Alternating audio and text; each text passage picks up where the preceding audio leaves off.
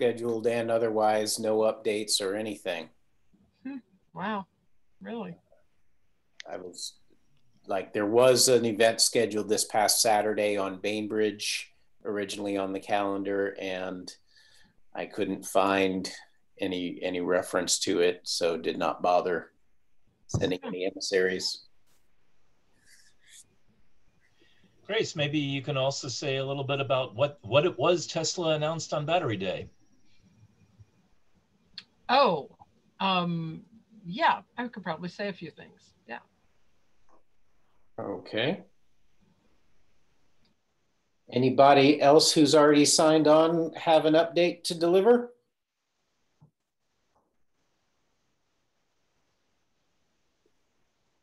Crickets. Okay.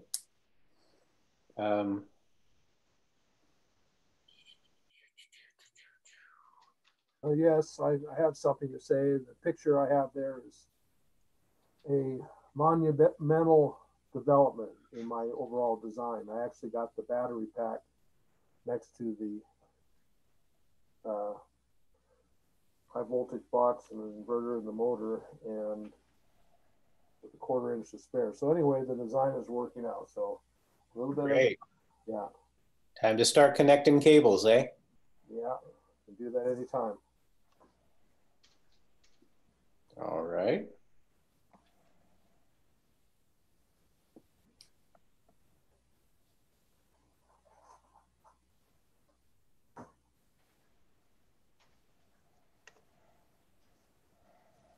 Okay, 8 minutes. How many cables have you been connecting at Pac Westy there, Jay? Lots and lots of cables. We do the second shakedown cruise with our refrigerated food bank, the second delivery mission with the food bank truck tomorrow. Hopefully leave it with food bank. We've been testing it really hard the last couple of weeks, trying to find weak links, and found 1 or 2. Blower motors don't like to be run 24/7. But it's going good and chilling outside my door right now. And chilling inside its own doors too, I am imagining. Exactly. And I'll mention a record of sorts. We took the 15-passenger shuttle bus up Mount Rainier to Paradise on a demonstration with International Mountain Guides, who's looking to replace their aging Econolines. And so driving the van with the small Model 3 battery that's rated for 125 miles of range, we went 124.5 miles from my house to Paradise and back, and got back with 8% state of charge, though I got to see the estimated range go infinite when I had more than 30 miles of regen coming down the mountain. So that's always fun. No overheating issues? Not at all. Oh, great. So did I see pictures of actually 2 vans that you have? Yeah, we've built the passenger shuttle and the refrigerated van. Okay, all right. Yeah. And the next one will be a Tofino, a pretty high-end small RV based on the ProMaster chassis. That'll go into our vacation rental fleet. So the ProMaster chassis, are they all front-wheel drive vans? Is that correct? Okay. And so how did it accelerate with 15 people in there? Pretty good. I ballasted it up to 3,120 pounds of cargo. Okay. To hit gross vehicle weight rating. And we have actually detuned the Model 3 drivetrain. The commercial vans are set at 80% of maximum power, because in a front wheel drive high vehicle, if we get on it too much, we will spin the front wheels. And one early adopter who enjoyed giving smoke shows welded his differential. He welded the spider gears on purpose or on accident. On accident. Okay. All right. Yeah. So how does it work with traction with 80%? Good, though discipline is still required of the driver. Okay. And with all the weight in the back, it still works pretty good? Yeah, I haven't tested it in snow yet, but the ProMaster is the #1 RV chassis in Europe. So is ProMaster made by Mercedes? no, the ProMaster is actually a Fiat Ducato that's been in production for about a decade before they brought it to the US as the Ram ProMaster. Oh, and it's front wheel drive over here also. Correct. Okay. Oh. It's identical other than a slightly different front valence. They managed to make an ugly van even uglier. So this is sold by Dodge? Dodge and Ram are now completely separate brands. They don't use the two in the same sentence. Same as Chrysler. Yeah, it's a Ram ProMaster. Okay. All right. Not Chrysler, not Dodge, not Fiat. Yeah. So how's the refrigerator van work? Have you put it through its paces? Yeah, I've been testing it really hard last couple of weeks. Do a soft delivery with the customer tomorrow and run it through its paces. Excellent. Okay, got a few minutes left.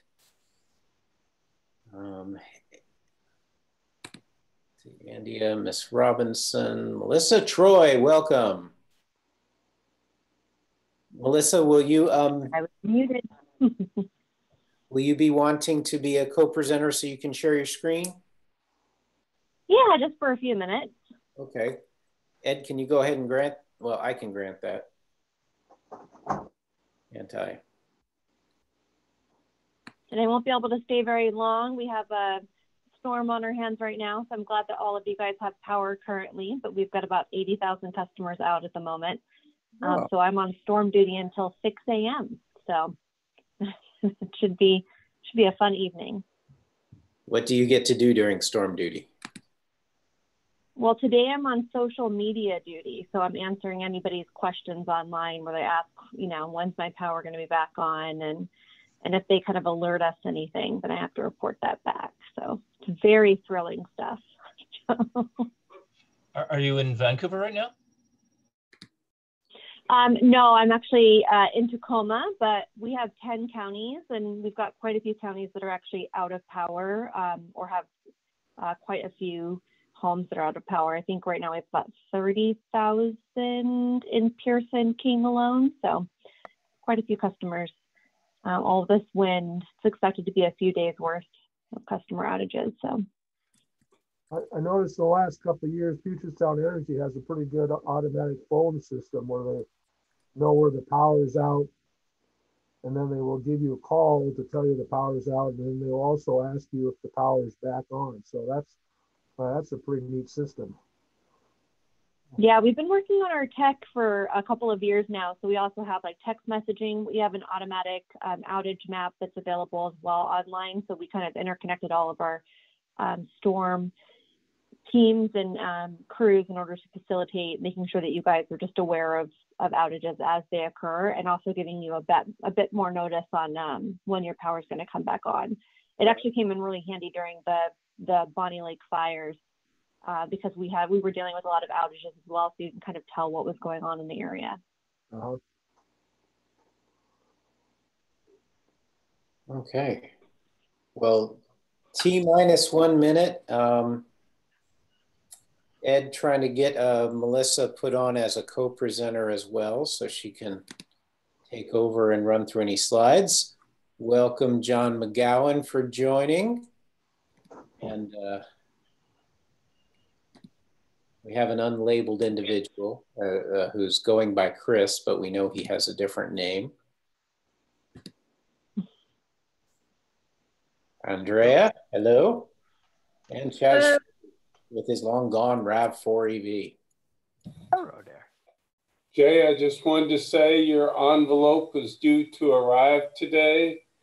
It didn't, but in my email I get every morning that lists all the mail that's coming today, I had a picture of the envelope, so it'll be here tomorrow. I didn't know that was possible with regular old first class unregistered mail. It's exactly my point. Don't plan to vote by mail if you can help it, because it isn't as quick as it used to be. Oh yeah. So Jay, do you need anything else from me in terms of setup? Has Melissa Troy been made a co-presenter? What is a co-presenter? Co-host is what Jay means. Yes. You want to make her a co-host, or? Yes, please. I think she will use her power wisely. Be nice. Turn us all off. Okay, she's co-host. All right. Well, we are at an even 20 participants, and it is now 7:01.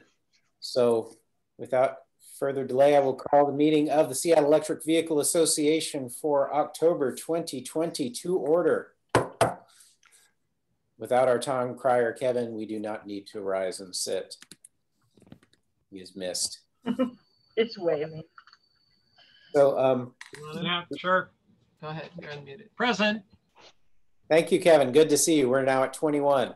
Yes. Oyez. All persons having business for the Saugus body draw near you will be heard. The Honorable Jay Donaway presiding. All rise. All set. Mr. President, the floor is yours. Thank you. I'll take the desktop because I'm not on the floor. This being in normal times National Drive Electric Week, we had a few non-events and even a couple of events. Since Dick Murray in Steilacoom always wants to be the first, and not everybody got the message, a few of us convened with masks on a street corner in Steilacoom 3 weekends ago, and we had a Tesla all the way from New Hampshire that had gotten the word and had hoped to meet a few local EVers. So he was an interesting fella taking in the sights, and the word was spread. But Grace actually conducted an event, a cruise, and we'll get her to discuss that in a little bit. But we have a special guest. Melissa Ann Troy of Puget Sound Energy will tell us about PSE's first DC fast charger deployment. You know, we are a decade into the modern EV revolution, and you may say, where was PSE? Well, it wasn't until July 28th, 2019 that the Transportation Electrification Act, substitute House Bill 1512, allowed the investor-owned utilities to start deploying EVSE using customer rate funds. And they are allowed a profit premium of 2%. So Melissa, please go ahead and give us your 2 cents. Excellent. I'm going to go ahead and share my screen. Just made a little quick PowerPoint for you guys to go over something that we are quite excited about. So with that in mind, making sure that everyone can see the screen. So this is, of course, our Up and Go Electric. Just like Jay was saying, you know, we didn't get started on this until kind of mid-2019. It's become one of the fastest growing pilot programs and departments for PSE, and we're very proud of some of the work that we've been doing and really kind of rolling the red carpet out in the EV world in regards to being an electric service. So one of the things that I actually came here tonight for was not only to kind of talk about some of the chargers that we're going to be rolling out in the community, but also to get your guys' help and support. So part of our pilots is we've kind of looked at this in a multifaceted. One, we wanted to make sure to understand what the grid would have the demand on by the inclusion of more and more electric vehicle users in the Puget Sound area. So we wanted to see what that would look like in the residential world, in the multifamily world, workplace, and in public use. So some of the programs that we put together have been for residential customers. We did a 500 customer pilot that we just installed our last charger about 2 weeks ago. So all 500 have been installed. And these were free chargers that we put into 500 PSE customer homes. They had to apply, they had to have a specific amount of requirements met. And then they got a charger installed in their homes for 5 years so that we could see what the grid demand would be and how much use that eventually we might be able to gather from that if we had to, like, let's say a large power outage and we needed to pull a little bit of that back into the system. So we've done that. It's just gotten completed and we're really excited about that. Multifamily and workplace, that's actually why one of the reasons I wanted to talk to you tonight. We're looking for 25 more multifamily locations within our 10 service county territory. So that's anywhere from like Whatcom County to Kittitas to Lewis, of course, with the majority going into places like King and Pierce. But what we're looking for is multifamily units that have about 10 or less homes that are built into these multifamily complexes that might have some electric vehicle users that live there. For this program and for our workplace pilot, they're very similar. We'd be installing a charger, actually a few chargers for free. We would handle all the maintenance for the chargers for up to 5 years. And after that, it would become that property of either the owner of the multifamily unit, or in the workplace case, whoever the company was that owned the property. And so with this, it's really for us just to kind of understand again how the usage is going to look like. What can we expect out of our territory in the coming years as workplace sees a lot more electric vehicles, like in fleet, that sort of a thing, and with multifamilies as well, understanding that kind of low to moderate income demand that we might be gathering in the next couple of years. For workplace, this is actually the one that we are really hard looking for locations in Pierce, Thurston, Kittitas, and Skagit. We've had a little bit less luck in those areas. We've already installed 19 locations. Our plan was to install 25 for this year. We also want to do an additional 25 before the end of 2021. So just like we had to get approval by the UTC in order to even utilize an electric vehicle program with PSE, we also have to kind of guarantee that we're going to do the work. And part of that guarantee was providing the goal of 50 locations for both multifamily and workplace in 2020 and 2021. So we're needing some assistance finding some additional workplaces. So this might be a place where either there's fleet that's already existing, or there's just a lot of employees that actually utilize EVs and don't have a charger available at their workplace. So this isn't going to be like a retail location where you're just going to see public use. This is more specific to maybe a hospital where it's just the residents are parking there. You might have it be like a college where the teachers have assigned parking, or currently we're working with like Pierce County to try to find a facility where their fleet vehicles might be able to be utilized. For example, actually Pierce is going to be going into full fleet. Hopefully, they're planning on it by 2025 is to go full sustainable in their fleet. So that is a program that we're going to be working with them on as well. And then lastly, our public chargers. So we're in the planning stages for 7 public chargers that'll be launching in 2020 and 2021 so far. And we just installed our first public use charger in Lacey that I'll be talking about next. So part of the reason why we did public charging is we wanted to make sure that it was in a compatible location for the majority of our customers. We wanted to make sure that it'd be market-based rate. So we took the average of all of the public use chargers kind of within our service territory and made sure that we were perfectly aligned, not too much, not too little, just lukewarm in regards to market rate. And so this will be $250 per hour for the L2, and then the DC XC will be $750 per 30 minutes. So it breaks out a little bit more into the by minute, but this was easier for our marketing to kind of hash out. We're also going to be regularly maintaining these chargers. So a lot of times with public use chargers, you know, you're never quite sure when's the last time somebody used it. Is it actually going to be operational when I get there?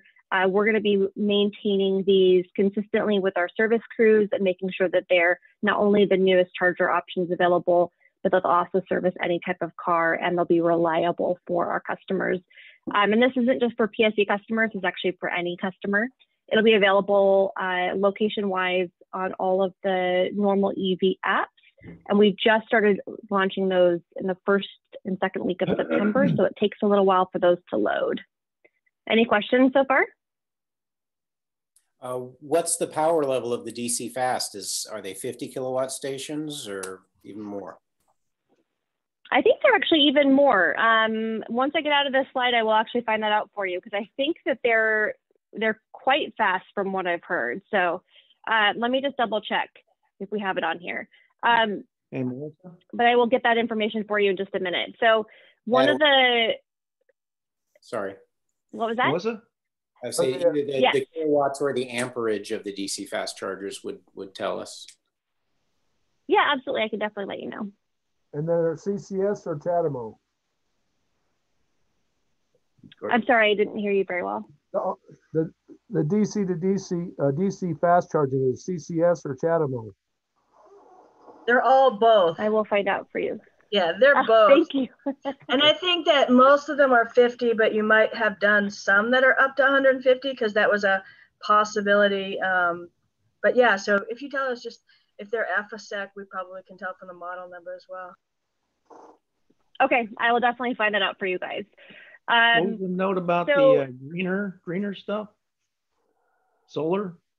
Yes. So part of actually why we are kind of speaking to the green initiative with our chargers is that we are going to be matching every kilowatt used with our solar program. So it's called our Green Power Program. It's our renewables. So we'll be taking kind of a mix of wind, solar, water, so hydro, and every dollar that's spent at our public chargers will actually be kind of investing in those renewables. So it'll be matched at 100%, which is why we're kind of referring to it as a greener option, because we will be making sure that it's matched to renewables. Thanks. So our new location is listed here. So it's called the Hub in Lacey. It's kind of right in between St. Martin's College, and I believe there is a Target over there as well. And this one's going to be just a great little pit stop. It's got a coffee shop and a very nice little park that's next to it. This is actually the Lacey mayor that was there for the first day of our opening in his Tesla. So there's going to be 6 charging options. So multiple of the level 2, and then I believe there are 3 DC fast charges, if I remember correctly. And then just so you kind of know, I am actually one of the hosts of our electric vehicle events. I'm still learning a ton about electric vehicles because David, who you had met in June, I took over for him just about a month ago. And I come from a whole different world, so I'm still learning my electric vehicle lingo. But we're actually featuring Tom and Kathy Saxton, who are a part of SEVA. They're going to be hosts with us for Electrify Your Ride, which is really a hyper-focused webinar towards people who are interested in owning an EV. So these are not necessarily going to be for people who already own EV, who are knee-deep or neck-deep into EV, but these are people who have been curious about buying an EV. And so we're just going to go a little bit more into why it's so fun to drive and to answer some of the questions that they might have in regards to owning an electric vehicle. We had about 200 attendees at our first one, which is in September. And we're planning on having between 200 and 400 for our next one, which will be on October 27th. I am going to find out more information for you guys in regards to the aperture for the fast chargers. But feel free to ask me any questions if you guys might have them, or I at least can get you the right source of information. We do have a little bit of information on our website as well. Okay, thank you, Melissa. That DC fast charge rate of 15 cents an hour, I'm sorry, $15 an hour or 25 cents a minute, it translates into 30 cents per kilowatt hour if you were to stay at 50 kilowatts. But I think it's spendy enough to encourage, I don't know, Leaf drivers not to camp out till 100%, which is always important in DC fast charging. And did you mention the level 2 price? Yeah, so the breakdown that we have is 25 cents a minute for DC fast chargers and then 4 cents a minute for level 2 chargers. Okay. So just taking a look at our information here and seeing if I can find out what you guys were asking for. Great. Yeah. I also noticed you're partnered with Greenlots, which is one of the many EV charging apps I already carry on my overburdened iPhone. But you've built a whole new app and offer the option, thankfully, of a whole new key fob. But I've already got half a dozen. Why one more? So the biggest thing was that you'd be able to connect it to your account. So not only for payment options, but the eventual process will be to really link those two up so that you could have either prepaid options, but also be able just to understand your usage overall as a PSE customer and be able to link those accounts up. So it's still kind of new. We're playing around with it, but if you have any ideas or suggestions, we're happy to take those in. Okay. And I'd like to thank PSE for finishing up the 500 juice box installations. It was more expensive, but provides more in some ways, though I'm getting cash from the Tacoma Power study that I'm on. TPU did not design their study around multiple EV households at all.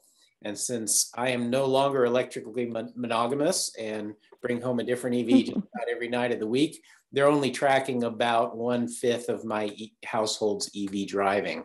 So my usage pattern looks very erratic compared to what it actually is. Anybody else got questions? I'm not seeing any in the chat window. I was wondering. That doesn't work. That's work. You gotta turn it off or something. I have a question. California doesn't allow charging by time anymore. The latest law down there. It seems like backward to go by time instead of kilowatt hours. Why is that you're doing it? You know, I would assume that it's just based off the fact that we are trying to, you know, kind of do things similarly to other chargers that are available. And because we are kind of hyper-focused on like what our customers asked for, that this was the route that when we did kind of our surveys and understood, you know, the customer climate, that's what they were asking for, is more of a market-based rate versus going with the kilowatt. And I did just find that each station is going to feature 40 amp level 2s and 150 kilowatt fast chargers. Excellent. So my current Visa card has a no-touch antenna thing on it, which I use in stores that have it. And I've tried it on chargers. Some work and some don't. It seems to me like every charger should work with my Visa. Why do I have to have a separate thing for you guys? It's just like a gas station as far as I'm concerned. If I can't so use you're talking about kind of the chip, the no-touch chip? No, it's got a little antenna sign on the back. It's the latest cards that are coming out. And you just wave it next to the little symbol that's on the charger, and it works. Yeah. And my question is, why wouldn't you make that work instead of having to have a separate account and everything with you guys? To me, I don't use anything that I can't put my charge card in. I don't care about being a member. So another component of our Up and Go app that we are kind of giving out is also that you can monitor the charging from your phone. So that may not be able to happen if you were to do just your chip with your credit card. So you can, you know, go have. My car monitors, I don't need any help. I just want juice. Got it. You know, I can give them that feedback because I think that that's super valuable, and that's a huge part in why we want to present to you guys, is because we always get something to take back. If I have to put an app on your phone, on my phone, I won't be using your charger. Okay. And you don't have to use the app. You can actually use the Greenlots app in that case as well. So it will be able to connect you through Greenlots, but we just have been trying to kind of build up the Up and Go system to help people as we start to get more and more chargers. I don't use Greenlots either. Thank you, Steve. Well, those of us who do a lot of driving have to use just about all the networks every once in a while, but they've all got their pros and cons. I see a question in the chat from Paul. Can you confirm, Melissa, that City Light customers cannot participate in the multifamily charging?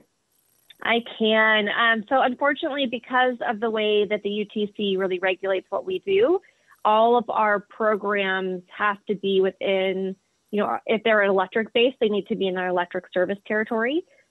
So unfortunately, Seattle City Light is going to be serving your electric. We serve your gas in that case. So it wouldn't qualify for any of our pilot programs just yet. However, and I'm sure this could be many conversations in, but one of the things that I had promised when I first started in with this one is I would figure out how to work around that system. So even if it took me 5 years, because I live in Tacoma as well, and I also use Tacoma City Power. So a lot of times, you know, can't utilize some of our pilot programs, and a lot of people I know can't utilize them. So one day I'll figure out a workaround. It just takes me a little while. Yeah. Don't worry, we'll definitely use PSE for leverage on the other utilities. Excellent. We've been having a lot of utilities come to us and ask lots of questions about our EV program. Some of the things that we've been able to figure out, we've had like a lot of people just asking more and more questions about how they can make it work and with their utilities. So hopefully we're able to help that long term. Okay, well, thank you very much. And Andrea, yes, I will first attempt to use this presentation as leverage on City Light. I have invited their designated EV guy several times without results. Yeah, I also know the people at Tacoma Power. I can help out. I can help get somebody from there if you'd like. So. Yeah, I'm good with Cam at Tacoma Power. Yeah, okay. They're very Okay. City Light does have a residential program, so don't ask about the multifamily and just ask about the residential, and maybe they'll come. They just aren't ready to reveal whatever's next, I think. Okay. Well, we next on the agenda, thank you very much. Any last questions for Melissa? Okay, well, thank you again, Melissa. I told you we would take more than 5 minutes. No worries. And, you know, I likely won't know the answer myself, but if you email me at melissa.pse, or melissa.troy@pse.com, I'm sorry, I've been in the store duty all day. I can at least get that answer for you. I'll just have to research it and find it for you. So I appreciate your guys' patience with me. All right. Thank you so much. Have a great day, guys. All right.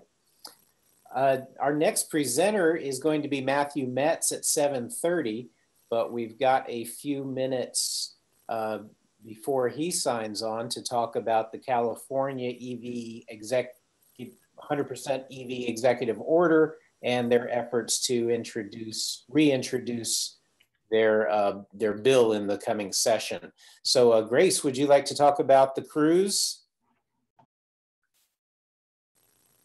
I think so. Well, I see Matthew has joined us. So, but if people are waiting for the 7:30 time, then I'll go ahead and wait for that.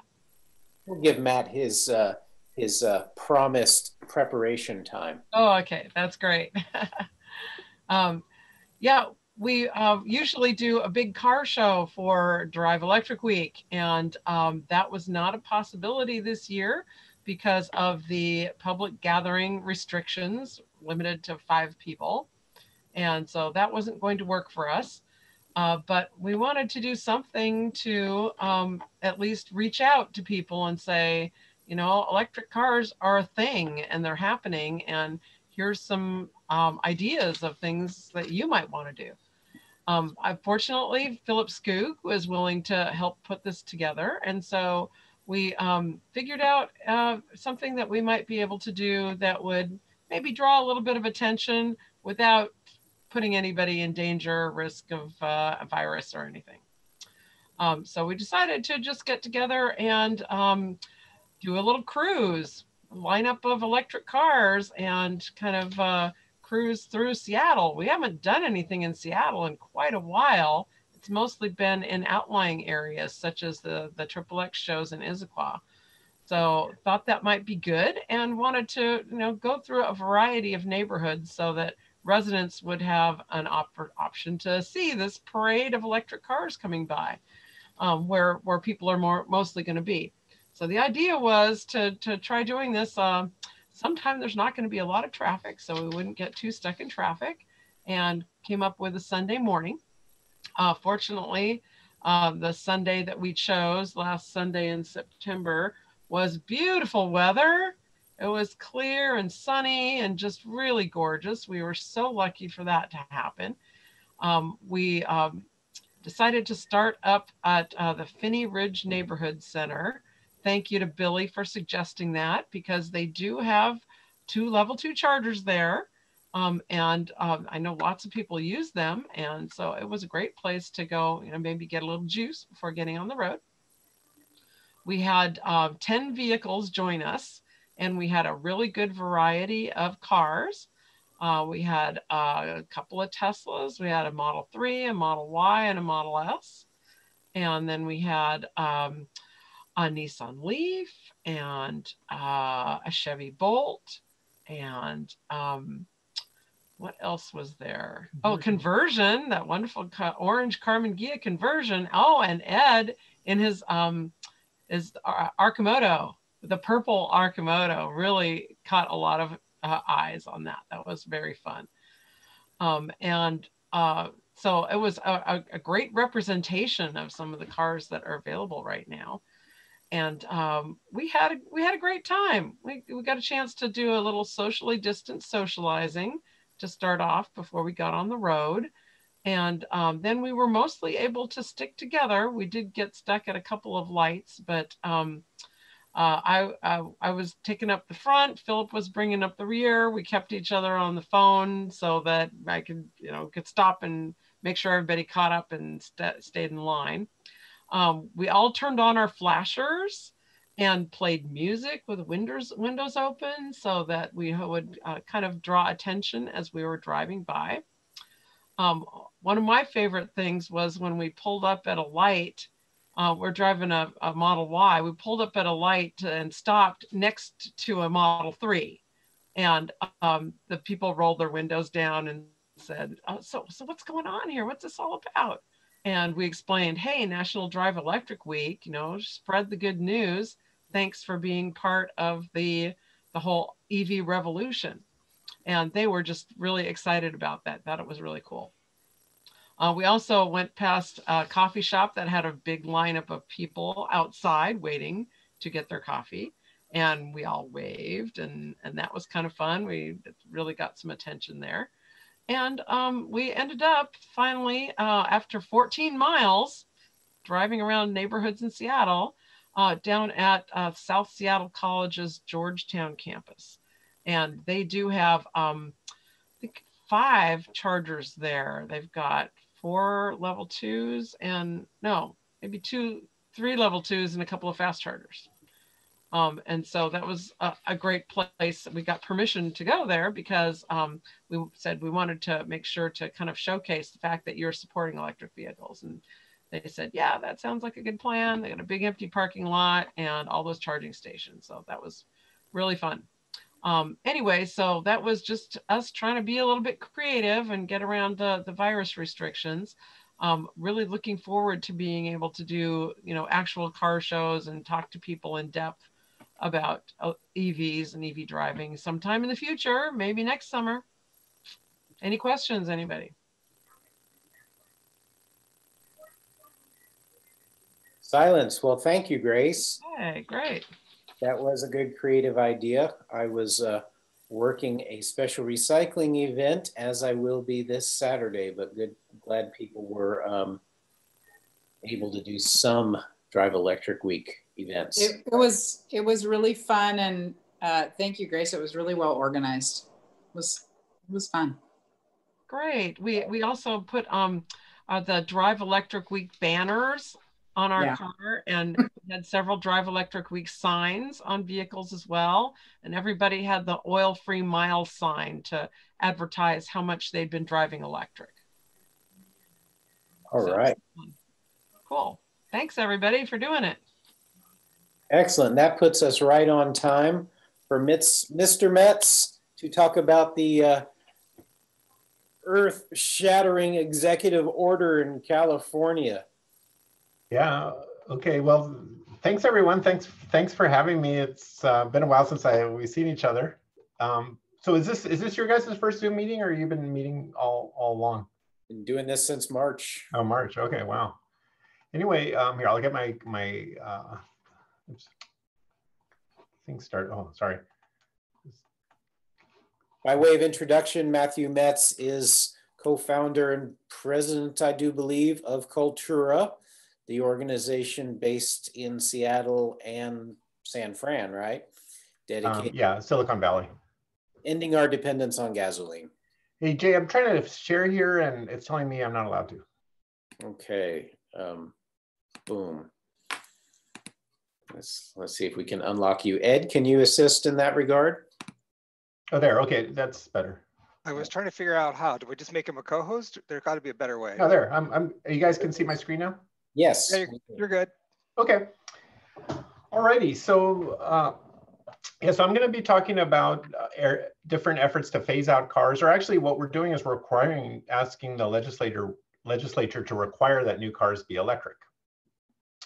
So this is basically the reason why is gasoline is the single biggest source of carbon emissions. This is actually a little low now. It's probably more like 23, 24% of Washington carbon emissions, and growing every year as emissions from electricity generation go down.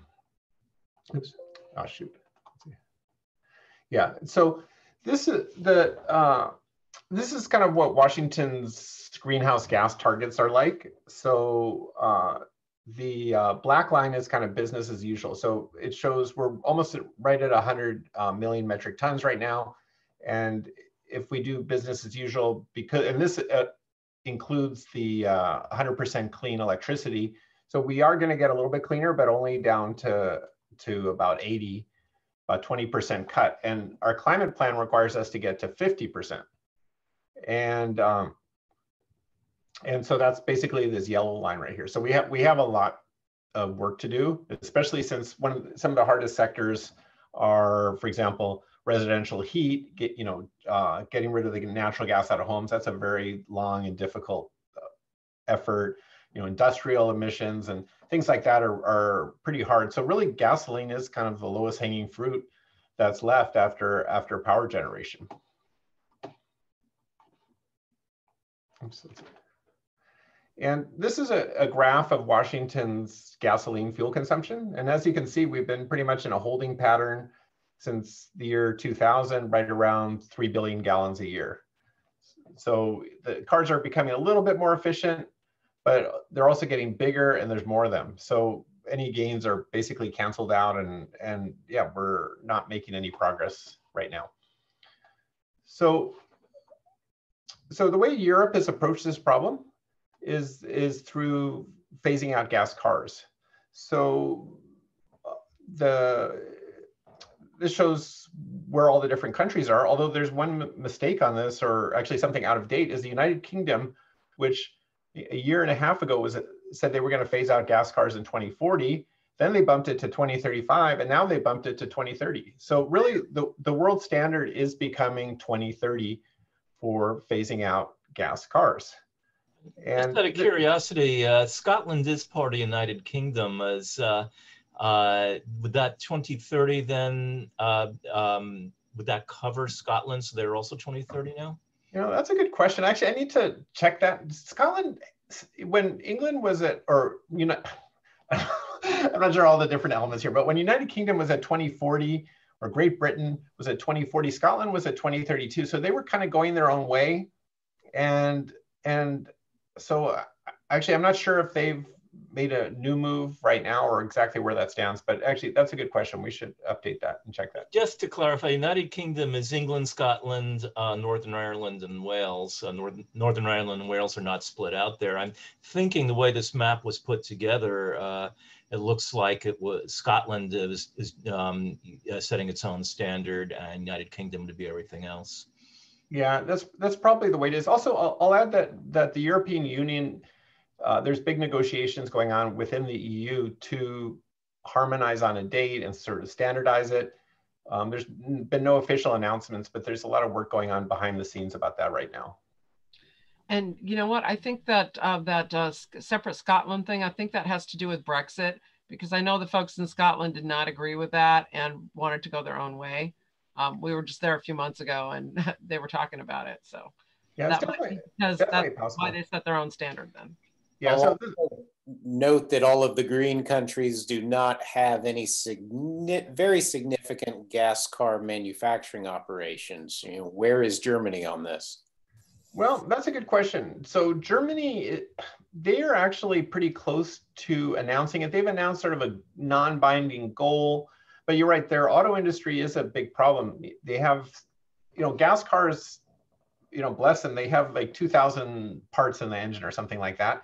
And so they have these deep chains of suppliers all throughout Germany that are providing them. And they have very strong unions, and the unions are very connected to the government.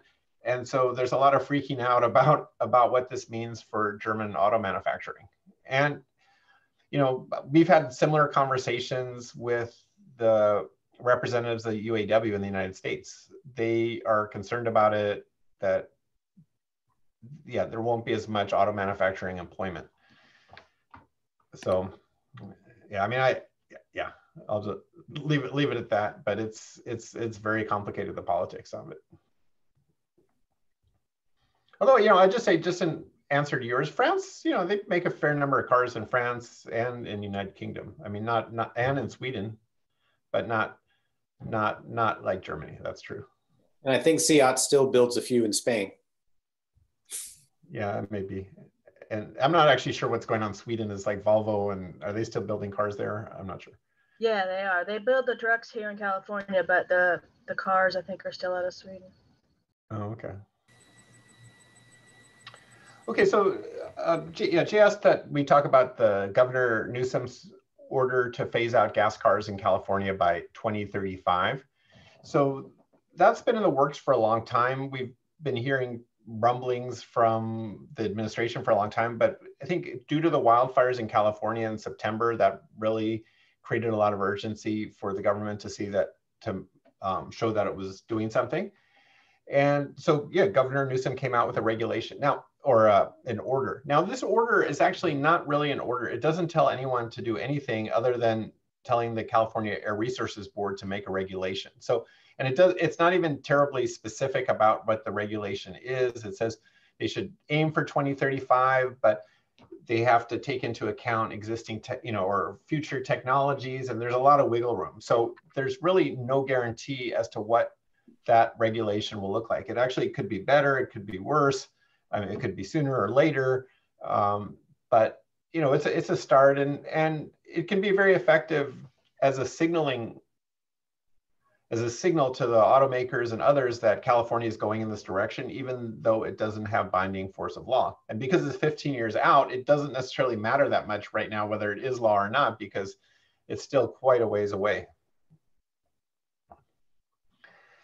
So some people that followed the path of the ZEV regulation in Washington were standing up and saying, "Yay, this is it. So Washington is along for the ride. We're going to phase out gas cars in 2035 without having to do anything. We'll just hitch our wagon to California and away we go."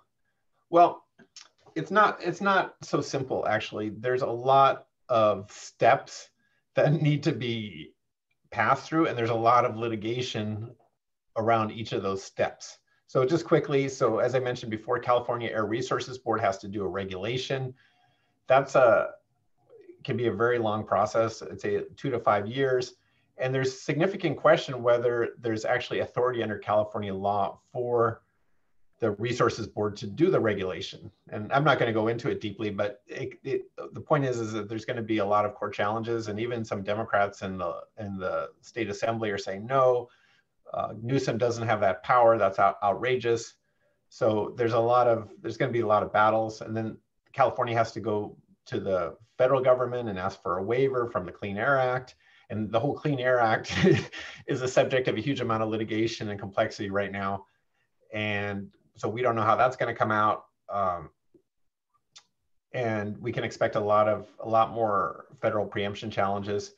And then once all those steps are cleared, then Washington could make a regulation that would essentially adopt those California standards. And thanks to the good work that a lot of you guys did, we actually have the authority to do that once we reach that final step. There's a statute in Washington that says that Washington's Department of Ecology shall basically match what California does with respect to cars, including the zero emissions requirements. Okay, so I'm going to talk now about the bill that Cultura has been working on, and actually the big coalition, we call it the Yes Clean Cars Coalition, of which SEVA has been a staunch supporter and member for these years. Jay's testified on it a couple of times. And basically what the bill does is it says no more new gas cars after the year 2030.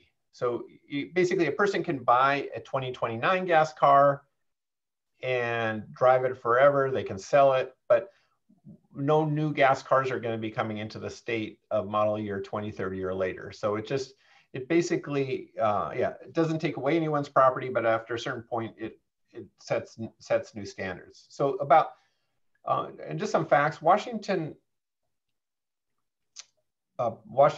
purchase about 300,000 new cars a year. And right now about 97% are gas cars still.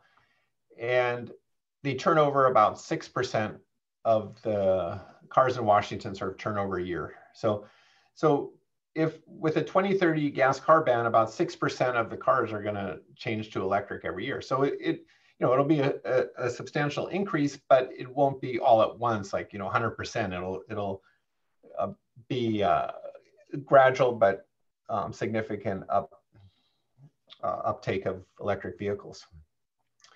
So why this bill? Well, one is it just sets a very clear goal for this state. It's just, okay, we're going to go to 100% electric by 2030. Everyone can understand that. And I've been working in this area of cars and regulation for a long time, and most of it is done by these kind of lawyer bureaucrats operating behind a curtain and passing legislation that really is extremely difficult for ordinary people to understand. And it's all based on sort of, market incentives and pushing a little bit here and there and, raising the price of this and lowering the price of that. But the end result of those kind of policies is no one really knows what the end point is. You don't really know exactly where you're going. If you give a $2,000 incentive on the sale of a new electric vehicle, yeah, sure, that's helpful. That's good. But what does that mean for 2030? How many EVs? What percent of the cars on the road are going to be EVs? What percent of new car sales are going to be EVs if you do that? No one knows. And so there's a huge amount of uncertainty as to what the EV future looks like. And so, for example, the Edison Electric Institute, which is basically an electric utility research center, but they estimate by the year 2030, 21% of new cars are going to be electric. So if you're a landlord or someone thinking about installing charging, you don't really know very much what the size of the market's going to be. You don't know what your utilization is going to be. You don't really know if it's a great idea to invest. It's maybe better just to wait and see, how do things go? And we'll just kind of keep our cash on the sidelines and yeah, just kind of watch. And so if everyone does that, you have these huge chicken and egg problems, because people say, well, there's no charging, so I'm not going to buy an electric car. Well, because people aren't buying an electric car, there's no charging. And so you get in this really chicken and egg dynamic that doesn't really have a solution. So the point of this measure is just to cut right through that and say, look, 2030, all the new cars coming on are electric cars, period. And so anyone can draw that graph and understand what that means. And as a result, it should create a lot of incentive for investment. It should really unleash a lot of private investment into the EV market, both on the car side, the charging side, the utility side. All the different aspects should get a lot of investment under this approach. Now, so talk about signaling. And it also sends a very strong signal to all those players that sort of Washington's going to be an all EV state. You can count on it, and that the people really want it. And we're not just, it's not just happening here. So we actually are working with people in Hawaii, New York, Massachusetts, and Colorado's looking at it. So they're all kind of considering these type of bills, and we're trying to standardize them around our approach. There's a lot of legal work that we've done behind the scenes to make this approach work. And I'm not going to bore you with it, but it's actually extremely legally complicated. Yeah, and so also the last thing I want to note about this is that unlike a lot of EV legislation, EV policy, it doesn't really require government to come in and spend a lot of money. It doesn't, it's basically, it puts the onus on the private sector to build, for example, the automakers to make the EVs because they're not going to be able to sell gas cars. As a result, automakers aren't too crazy about it. What they really love is carrots. They want incentives. They want purchase incentives and things like that because you know, it makes them easier to sell cars now, and you know, it's kind of gravy for them. But they're very expensive, and they also have the problem that they tend to help upper income buyers rather than kind of lower income people. So this kind of gets the government out of the business of doing the incentives and just allows the private sector to do that. Yeah. So you know, some people ask, well, I thought states can't do their own auto regulations. Isn't that just a federal government role? And the answer is actually kind of complicated, but basically if it's structured as about electric vehicles, about the benefits to the grid of having a lot of EVs, and about the economic development, the jobs, the oil money that, I mean, the money that would normally be spent on out-of-state oil, instead it's spent in the state, then those are legitimate state reasons. And we believe it can be the basis for avoiding federal preemption. But what we can't really talk about, and the bill is designed not to, is talk about emissions or fuel economy or things like that, because the federal government does have the sole authority to set emission standards and fuel economy standards, with kind of an exception in California, but I won't go into that. Okay, so this is what it's going to take to get the bill passed. So last year we got it introduced to by Representative Macri in the Washington State House. We had a hearing in the Transportation Committee, a very good substantive hearing. And but we didn't get it through the committee. So this year we've been talking with Representative Fye about what's happening in that committee. And he's basically told us, he said, look, you got to go lobby the members of that committee. And it's a large committee. There's, I don't know, maybe 35 people on it. And if you can get a majority to support it, I'll let the bill through, which is a big concession, or not a concession, but a big statement, because the bill does have a lot of support on the committee. So our lobbyist, Joanna Grist, and I are basically talking to a lot of legislators several times a week. We're talking to them, and we're getting very favorable responses. And then we want to get it, and then once we get it through the Transportation Committee, it's sort of eligible to go to the House floor for passage. Now in the Senate, we've been talking to a senator today who is pretty positive about, I'll say Senator Saldana, who's the vice chair of the Transportation Committee. She was very positive about the bill, and you know, we're going to be able to get a sponsor. You know, this legislative session, because of COVID and the budgetary crisis in Olympia, is pretty complicated. So you know, it may take a year or two to pass this thing. We're probably, you know, I wouldn't bet my life that we're going to get this thing passed just because of the, like, you know, of all the problems in Olympia right now. But you know, we're gonna make really solid progress, and I think you know in a year or two, I think we're gonna get this thing through.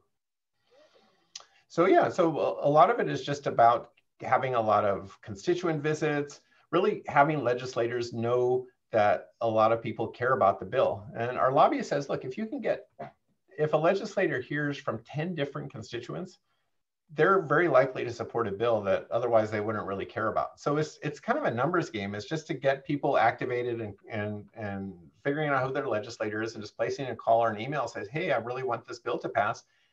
And that's counts for a lot.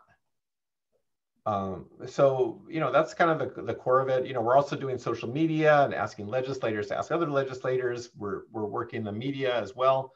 So there's other elements to it, but that constituent visits and really getting constituents to talk to legislators, that's really right at the core of our strategy.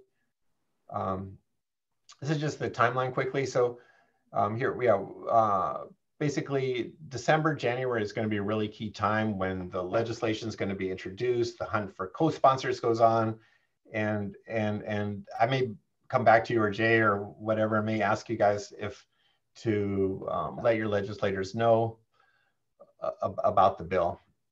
Also, I'm going to share with you just now some polling data that we just hot off the press. Very positive polling about EVs and this bill in Washington. Yeah, just you know, but on the bill, the key message is strong climate action. You know, this is our biggest source of carbon. It's good for our economy, no cost to taxpayers. There's a lot of evidence that high degree of EV penetration can lower electric rates because you're pushing more electrons over the same amount of infrastructure.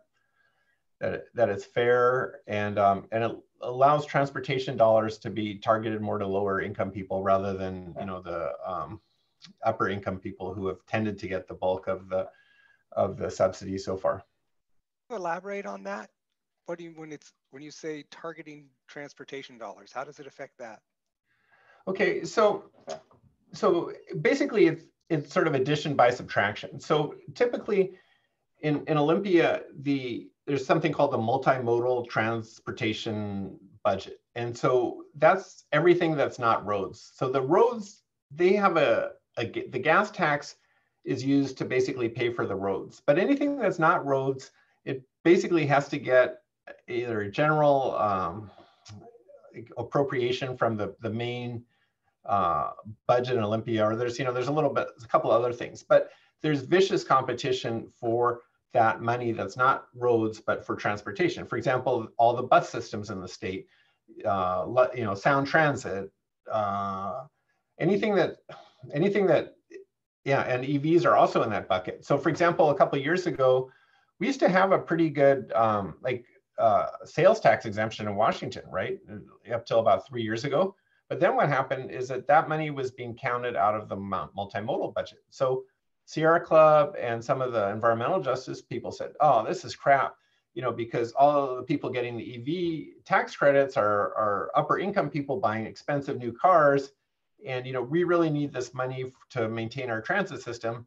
So, you know, we're going to kill off that tax exemption, you know, which was a major blow to EVs. And so basically what this bill does is just kind of take that whole everything having, or not, you know, at least this part of the EV promotion out of that budget. It's like, look, we're not, like, to do this policy doesn't really require an appropriation. I mean, we're still for appropriations, you know, like, you know, whatever, sales tax exemptions, those kind of things. I think those are great, but anyway, but this policy does not depend on them. It's kind of revenue neutral or budget neutral. How does it do? Does that answer your question? Sort of. The question is basically, what are the budget effects? You also mentioned, the gas tax goes to roads. You know, it's dedicated to the Constitution.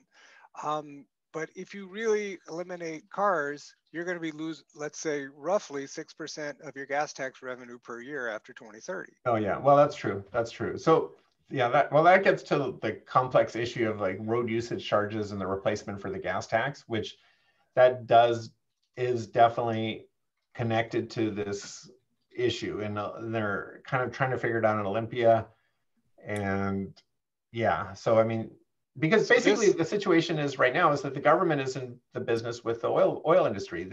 Government gets like, you know, a 20% cut of gasoline revenues, and you know, so it's great, right? But it's also our government's in business with the oil industry, and we really over time we have to break that connection, and we shouldn't be in business with them. You know, we should charge for the use of the roads. That's legitimate, but not doing that. But some people say that that's a reason that we shouldn't move forward on EVs is because we need the gas tax. And to me, that's totally screwed up because it is. That's totally screwed up. But you do need. My question then is, how is Cultura dealing with where do you make up the 6% per year? Well, basically, so I mean, Washington will go to a road usage charge. That is what is going to happen. It's just a question of how fast, and you know that is going to happen. But it has to happen, and everyone knows it has to happen. And you know, doing these games like putting big fees on EVs and hybrids, that's got to stop. It's kind of bullshit. So, you know, so we just have to do it. It's you know, the Transportation Committee, the Commission has been doing a 7-year-long study. I think they're finally kind of wrapping it up right now. But it's been a huge, long bureaucratic process, and because the stakes are so high, and you know, there's billions of dollars, and there's, you know, major labor unions and major political So fat cows on this thing, and so it's been time consuming. But I don't know. I predict within like 2 to 3 years that issue will be resolved.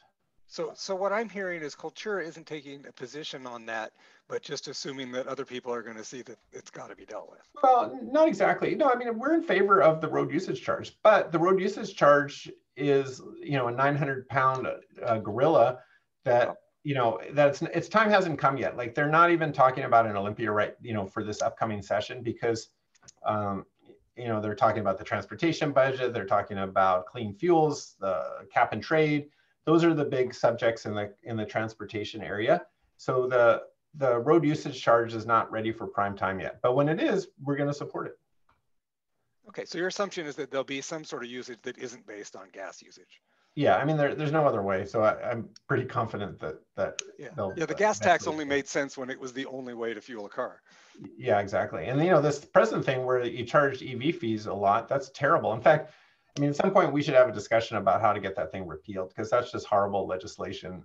And we have the highest EV fees in the country. It's disgraceful. But anyway, that's for a different time. So this is the coalition, basically the 2020 coalition. It's grown since then. It's there's more people coming in. It's this is what I do all day long, is basically trying to build this coalition, get new members in. But we have like faith-based groups getting in. Looks like the solar installers in Washington might come in. I've been meeting with the Clean Tech Alliance. So just a lot of like businesses, big business groups, church groups. We have the enviros. We're actually like working on the unions. So just basically coalition politics is trying to put it all together with all these different elements, and that's what it takes, to get something big like this through. Yeah. So, and then actually, I just want to show you quickly some polling that was done. I think that you guys will enjoy this. Okay, so let's see. So we got funding to do a poll of about 1,000 people in Washington. It was done by Climate Nexus, which is kind of a Washington, D.C. based firm. They work with Yale Climate Center and George Mason University. So yeah, I'll just kind of get to the best ones here. Okay. Yeah, so these aren't the greatest graphs here, but I'll make it a little bigger. So this last column right here. So it says, the question is, regardless of what kind of car, if any, you typically drive, do you think gasoline or electricity is better fuel for cars, or does it not matter? And so here, 50% of people said electricity is better, 25% said gas is better, and then or 24% said gas is better, 25% says it doesn't matter. So by 2 to 1, the general public is already realizing that EVs are better, which I don't know, that came as a surprise to me. I don't know what you guys would have thought, but usually a lot of surveys have shown a lot of ignorance by the public of EVs, but it's starting to pick up, and I think that there's a lot more recognition than there had been before. So here's one right here. So electric vehicles are better for the environment. So if you add these together, it's like 77%. 65% says electric vehicles are safe as gas-powered cars.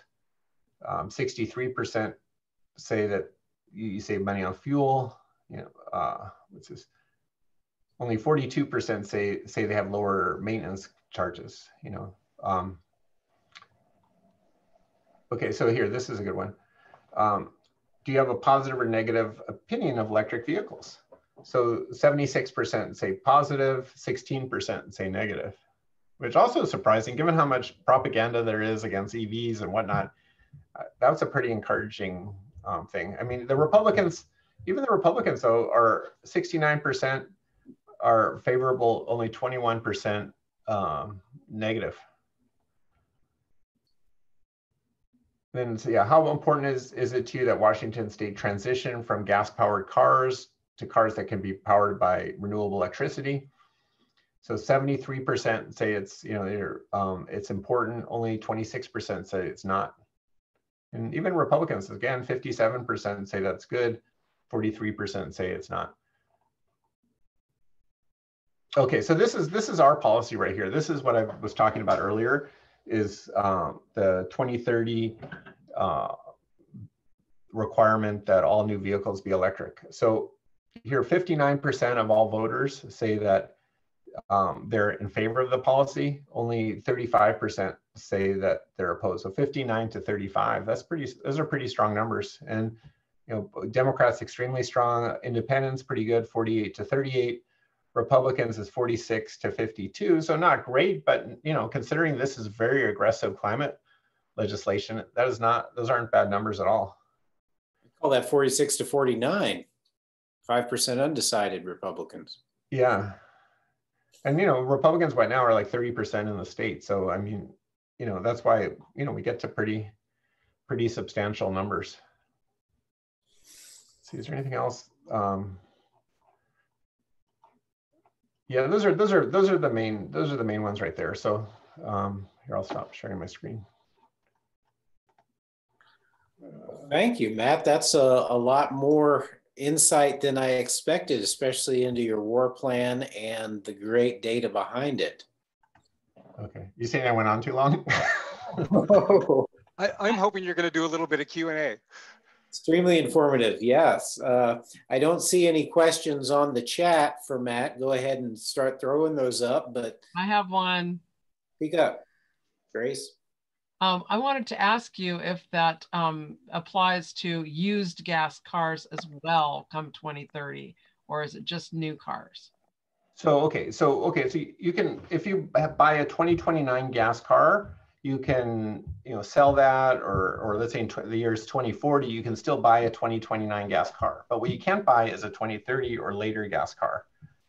So just anything, yeah. Does that answer your question? Yeah, so gas cars can continue to be sold if they were made before 2030. Exactly. Okay, got it.